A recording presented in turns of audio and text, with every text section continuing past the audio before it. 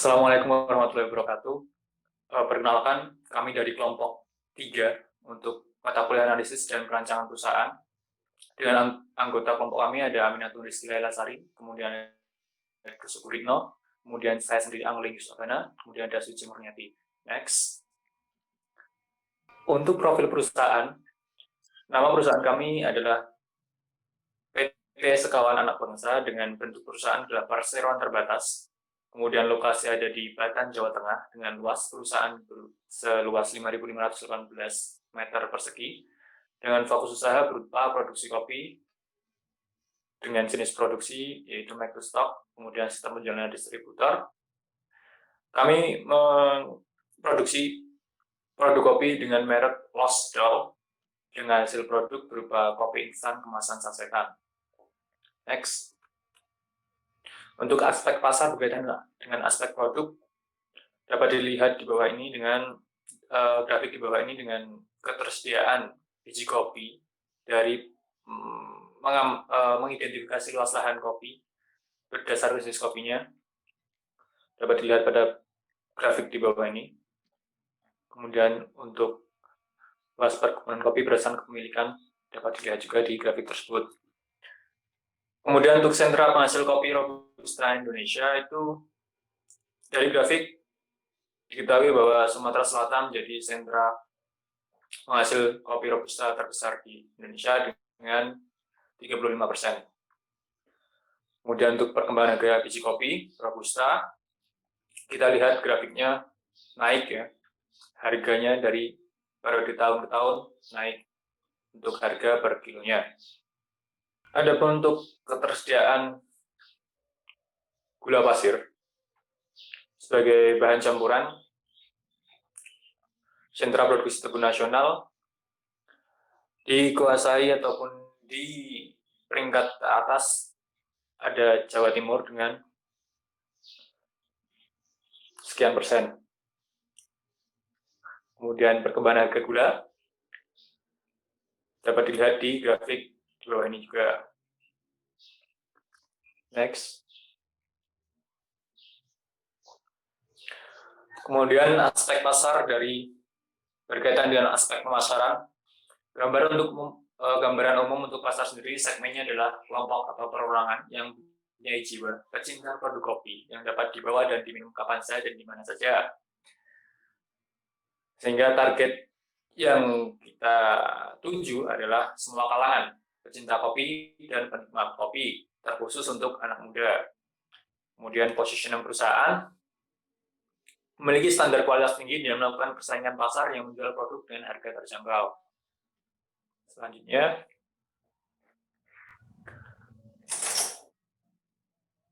adapun analisis untuk pelanggan atau konsumen dari kopi di Indonesia terbagi dalam kopi bubuk dan kopi instan. Dapat dilihat pada grafik di bawah ini.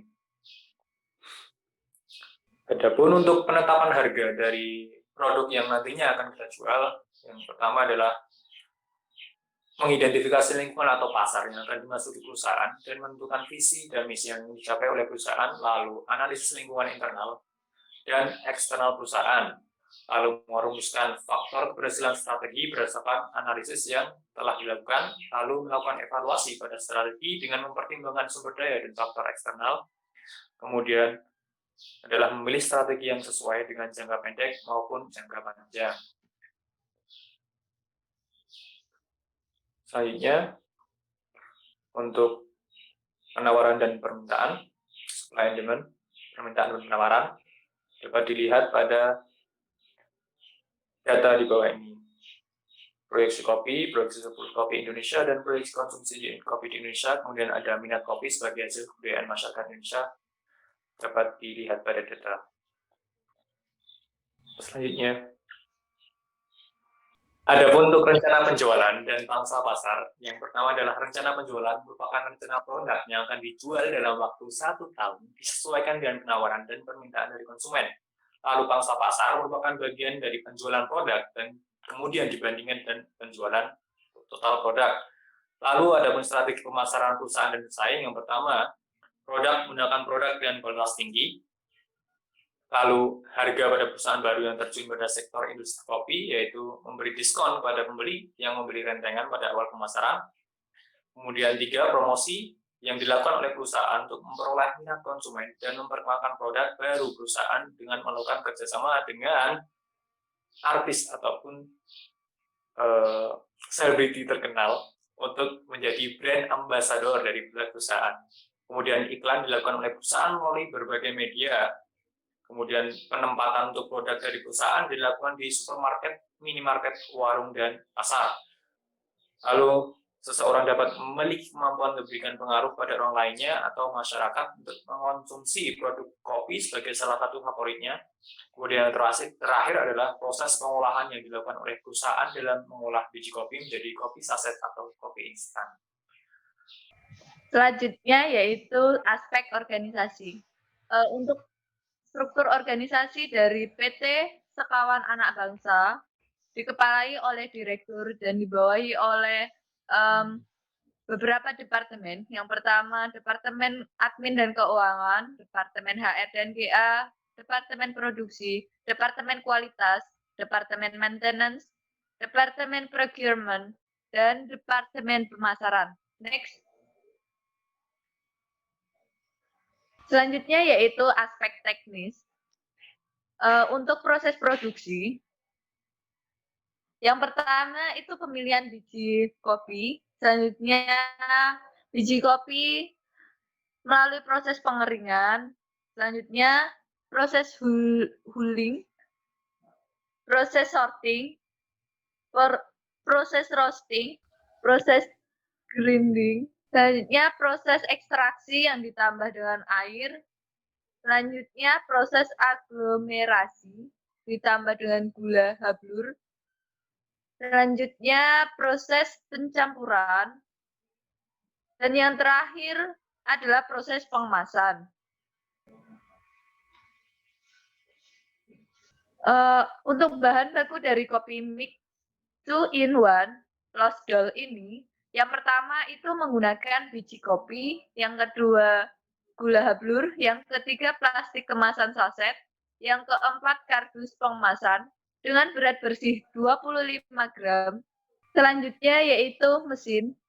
Mesin yang pertama yang digunakan adalah mesin dryer, mesin huller, mesin sorter, mesin grinder, mesin ekstraktor, mesin spray dryer, mesin mixer, dan yang terakhir mesin packer. Untuk penentuan kapasitas produksi sendiri, itu dapat dilihat dari tabel konsumsi kopi instan sebagai berikut. Nah, untuk proses peramalan sendiri menggunakan metode regresi linier dengan perhitungan sebagai berikut. Dengan hasil B sama dengan 0,041 dan A sama dengan 0,7656 dan Y sama dengan 1,0526. Alright. Slide-nya nanti dong.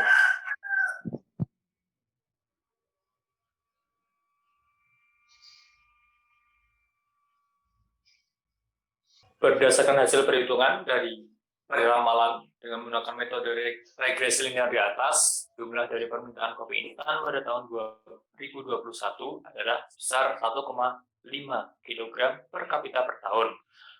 Karena pihak perusahaan akan mengambil 10% dari total populasi penduduk Indonesia, maka kapasitas produksi perusahaan selama tahun 2021 adalah sebesar 13.052,2 ton kopi instan per tahun.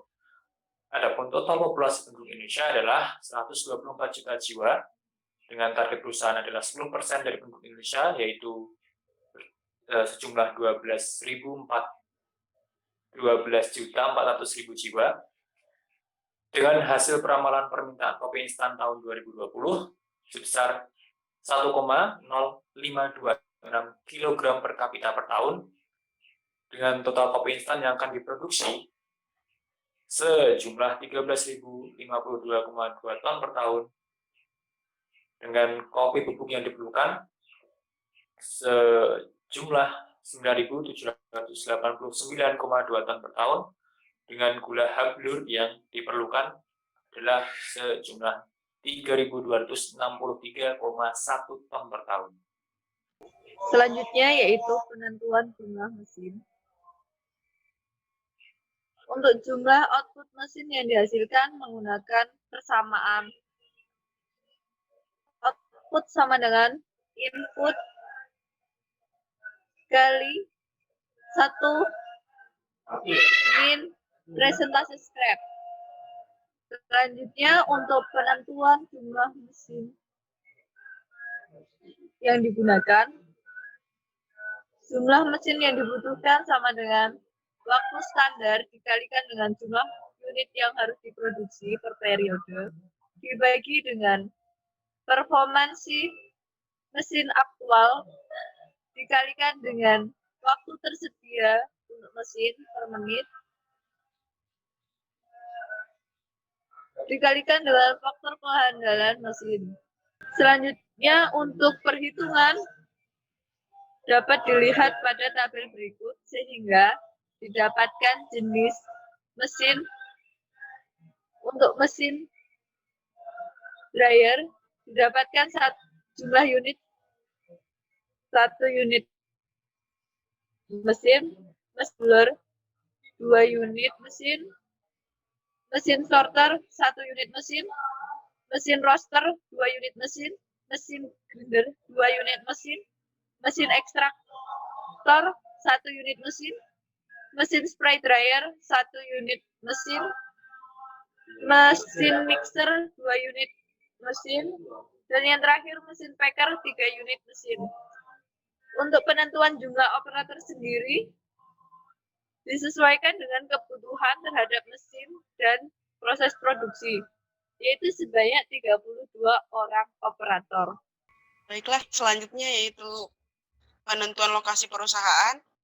Pada perencanaan lokasi ini terdapat 3 aspek. Yang pertama itu aspek sumber, yaitu lokasinya pada Batang, bahan baku dan fasilitas mudah didapat.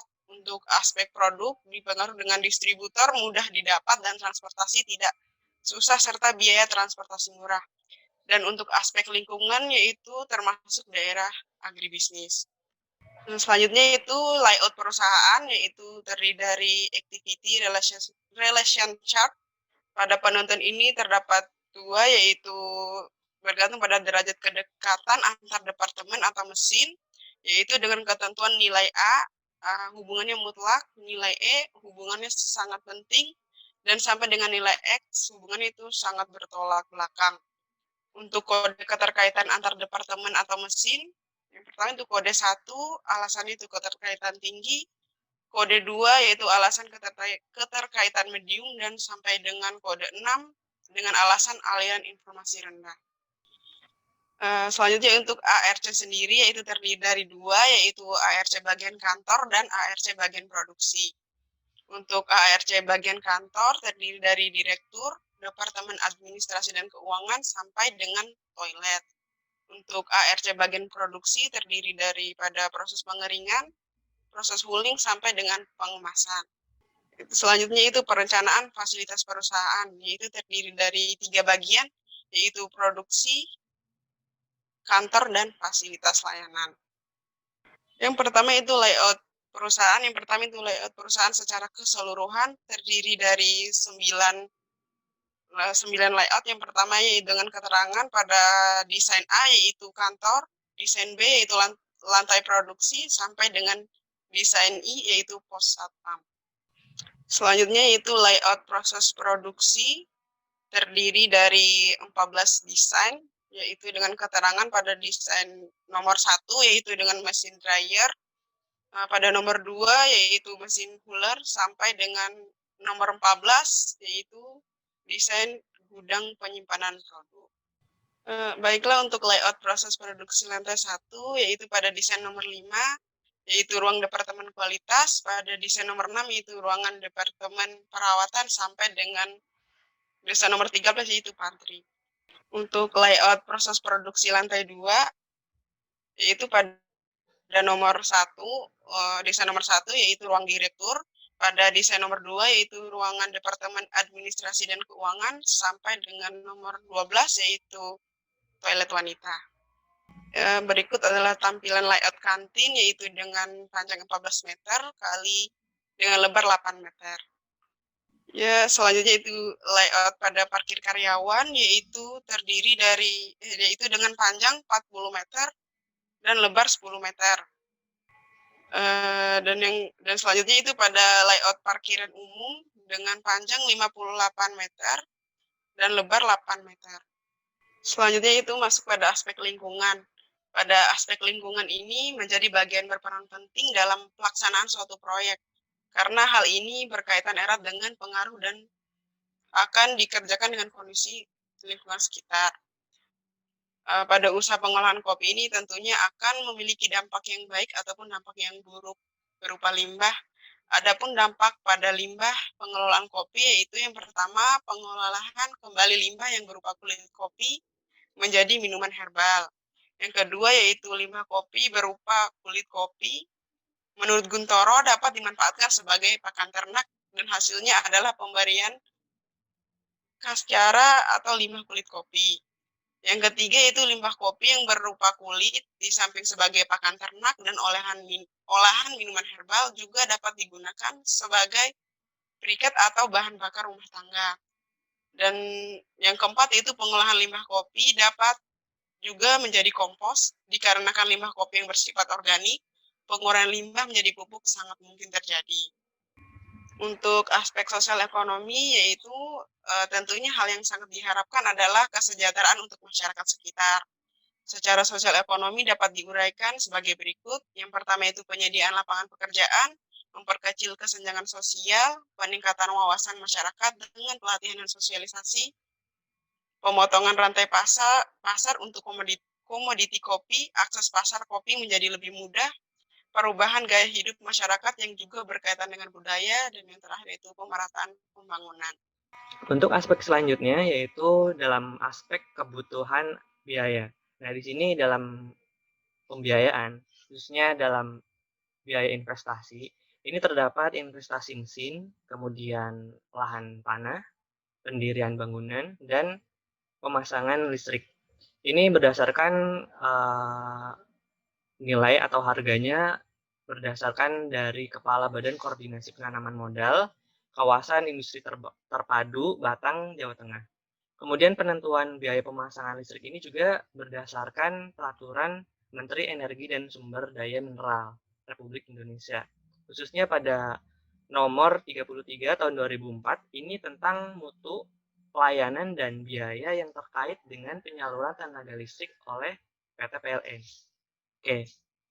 Kemudian untuk di aspek biaya pendirian pabrik, di sini diperlukan beberapa dokumen, diantaranya akta pendirian perseroan terbatas, kemudian ada surat keputusan pengesahan badan hukum, kemudian NPWP, nomor pokok wajib pajak, kemudian surat izin usaha perdagangan atau yang dikenal dengan SUP, dan nomor induk berusaha. Ini kisaran harganya itu 15 juta rupiah. Kemudian untuk biaya tenaga kerja langsung, ini biaya tenaga kerja langsung adalah biaya bagi tenaga kerja yang terlibat secara langsung pada proses produksi di lantai produksi secara langsung. Di antaranya ini berdasarkan UMK KIT Jateng tahun 2020 ini, gaji pokoknya sebesar 2.061.700.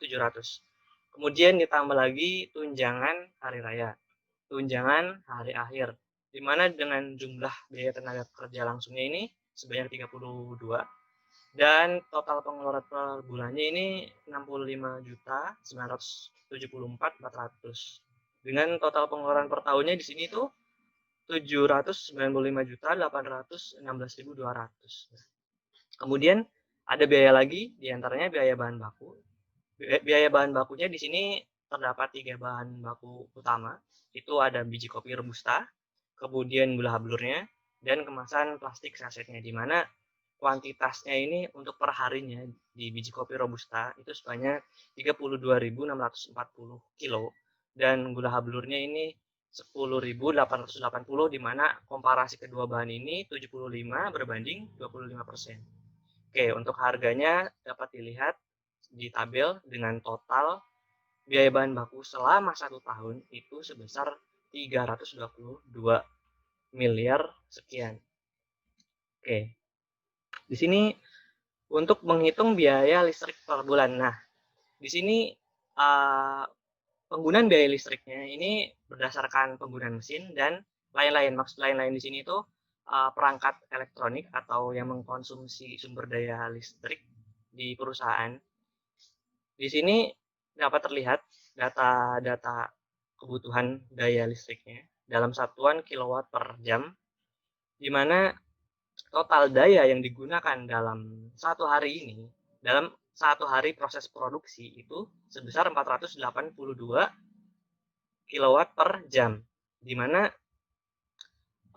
harga dari penetapan harga dari kebutuhan daya ini jika lebih dari 200 kilovolt ampere ini termasuk golongan penggunaan I3/TM, di mana biaya per jam per kilowattnya itu sebesar Rp1.035,78.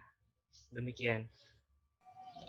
Kemudian biaya penyusutan. Nah, besar dari penetapan biaya umur ekonomis mesin atau biasa disebut dengan biaya penyusutan atau depresiasi, ini menggunakan Undang-Undang Nomor 36 Tahun 2008 dan Peraturan Kementerian Keuangan, di mana jenis mesin yang digunakan ini berada pada kelompok 2 dengan perkiraan atau pengukuran umur ekonomis itu sebesar 8 tahun.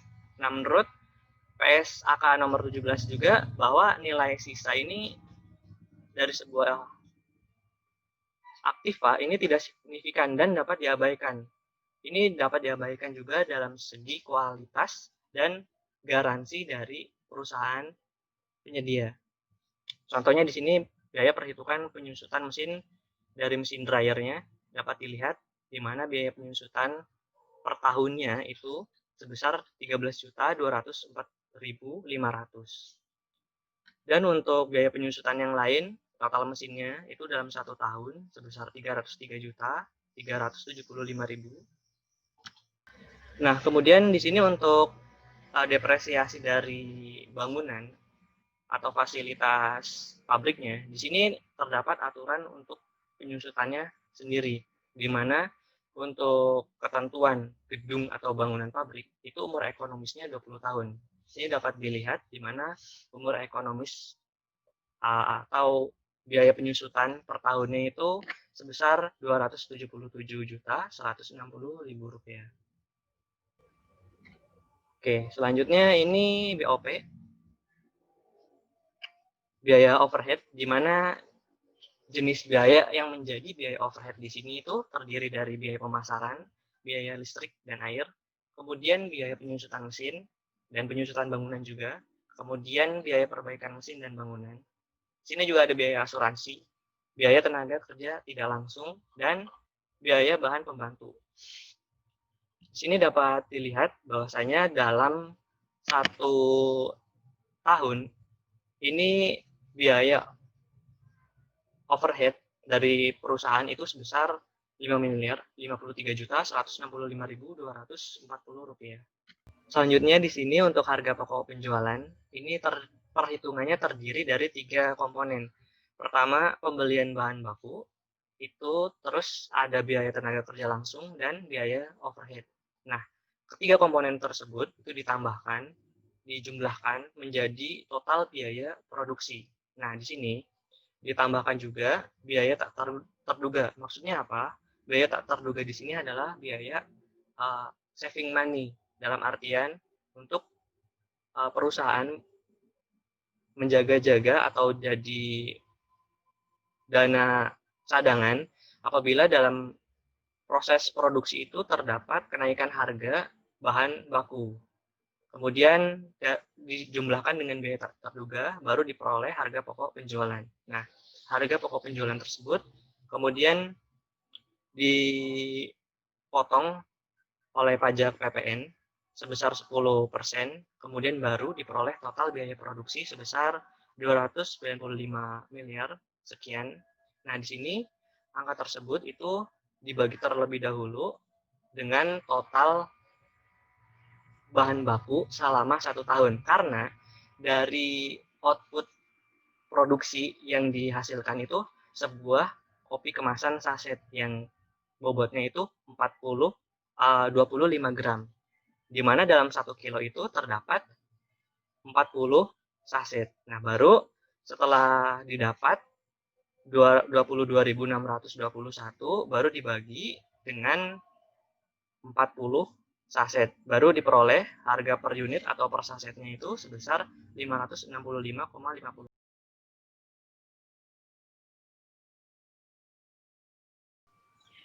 Terima kasih, demikian presentasi dari kelompok kami. Lebih kurangnya mohon maaf. Wassalamualaikum warahmatullahi wabarakatuh.